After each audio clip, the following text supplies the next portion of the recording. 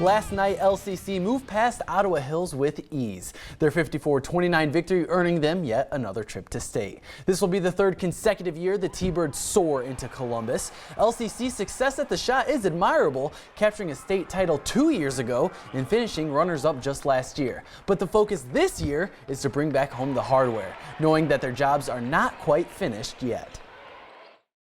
I can't describe how I feel right now. It was a lot of hard work to get back here, but we overcame a lot of things, and we got back to it. I got a week left with these guys, only a week, because they truly are my family. I got 2 kids of my own, but I said when I took this program over, 6 years ago, that I was raising young men. That's kind of been my goal. To be sitting beside these guys and be able to hopefully go cut another net down would absolutely be another dream come true. Let's go, we got one more! Lima Senior will also be in Columbus thanks to their big win last night over Canton McKinley. Last year, the Spartans made it to the regional finals, but fell to Lakewood St. Edward. The feelings after their loss stayed with the Spartans, and they say that is what is pushing them into the Final Four. It feels real good. Last year we came short. I'm just happy this year we was able to just win it. That's kind of our motivation this year, to come back, play harder. We know how it felt last year. We want that feeling again. So now the Spartans are making a trip to the Schottenstein Center for the first time in 24 years, and with a big goal in mind, to take home some hardware. But that wouldn't be possible without our Capware Play of the Week. Third quarter, Marquavius Wilson, the steal and pop the transition 3 while you're at it to beat the buzzer. Lima ahead 51-35 thanks to that beauty. I'll slow it down for you. Smooth stroke from the senior. They hang on to win 68-61. And with that victory, they are in the Final Four. Lima Senior will square off against Wilmington this Friday at 5:15. LCC gets things rolling this Thursday at 2 down at the Schottenstein Center. They'll play St. Bernard Roger Bacon. And last but certainly not least, 2 area schools will battle in Division 4 to move into the championship game. Jackson Center and Lincoln View tip off Friday at 2. We need to take a break, and when we come back, college hoops is the main topic. See who won their tournament championships and who's dancing after this quick timeout. Welcome back. Today was exciting for some and a letdown for others. Selection Sunday marking the beginning of March Madness. We will start in the West. St. Joseph's will play Cincinnati and Spokane, Washington.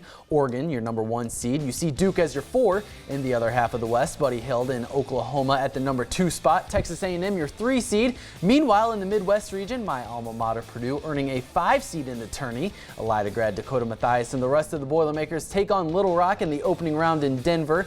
Dayton also making it into the tourney, capturing their first regular season conference title since 2004. They will face Syracuse in St. Louis. Over in the East, Kentucky, your 4 seed, Tyler Eulis and the rest of Big Blue Nation will play Stony Brook, who is making their first ever NCAA tournament appearance. Xavier gets the 2 seed. The Musketeers square off against the Big Sky champions of Weber State. Michigan squeezes into the tournament for a play-in game. Wisconsin, an appearance at number 7. And we will end in the South. Kansas, your number 1 seed. Maryland coming in at the 5 spot. 7 Big Ten teams made the tournament. And as for the rest of the South, Iowa stays in the same exact spot and seed as last year. They have Temple in the first round.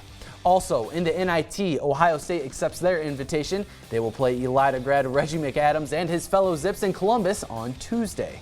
Now let's see how Kentucky got their 4 seed. Wildcats meet co-league champs Texas A&M. Always a good game if we're picking it up in overtime. Tyler Eulis gets his defender to fall. The Lima native isn't going to miss when he's that open. Kentucky goes up 3, 74-71. Then with a little over a minute to go, Eulis with the assist to Derek Willis from downtown. Kentucky wins the SEC tournament 82-77. Eulis finishes with 30 points and 5 assists, the first UK player to do so since Tayshaun Prince. He's also your SEC tournament MVP. To Indianapolis, Big Ten Finals, Michigan State against Purdue. Dakota Mathias doing what he does best. The long ball is pure. Mathias brings Purdue within 4 in the second half, but the Spartans are too strong. Denzel Valentine double clutches the jumper and gets it to fall. Valentine finishes 1 shy of a triple-double 15 points, 10 rebounds, and 9 assists. Michigan State wins 66-62. In semi-pro basketball, the Lima Express hosted the Pontiac 66ers at LCC. Picking this one up in the third, Express going inside to the 6'6" guard from Columbus Grove. He spins, fires, and beats the shot clock. Kyle Meyer puts the Express up 66-49.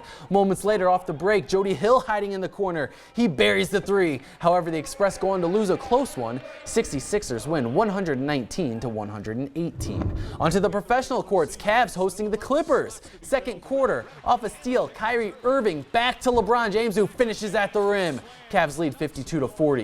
Into the third, the King slicing into the lane, the hoop and the harm. Cavs still on top, 76-62. And now it's James from the outside, off balance, step back in your eye. LeBron with 27 this afternoon. Cavs go on to win 114-90. Grab your skates and onto the ice. Blue Jackets in the Lightning, third period. Jackets down 2-0, but on the power play. Turnover in their own offensive zone. Andre Palat gives to Steven Stamkos. Nifty move in front of the net to throw it top shelf. Jackets down 3-0. Unfortunately, it didn't get much better. Jackets on the power play again. Same story. Turnover, 2-on-1, shorthanded rush. Stamkos giving to Palat this time. Another shorty for the Lightning. Jackets lose 4-0. Warming up now to the Lynx in Palm Harbor, Florida. The defending champ Jordan Spieth greeting some fans. He finished tied for 18th. The talk is paired partner Lee McCoy, an amateur, but he looks like a veteran with that putt. Birdie on the 12, pours it into the cup. McCoy cards at 69 and finishes fourth on the day. Same hole, Bill Haas, your leader coming into the final day. Just enough on that putt. Good bird for Haas, moving him to 8 under. And now we go to the 17th hole. Charles Schwartzel putting some pressure on Haas, curling the birdie putt in. Got it. The South African forces a playoff, and on the first hole, Haas puts one to the right, which gives Schwartzel an easy par putt to win. He comes back from behind to win the playoff, the largest deficit in the tournament's history. All right, thank you, John. We'll be right back after the break.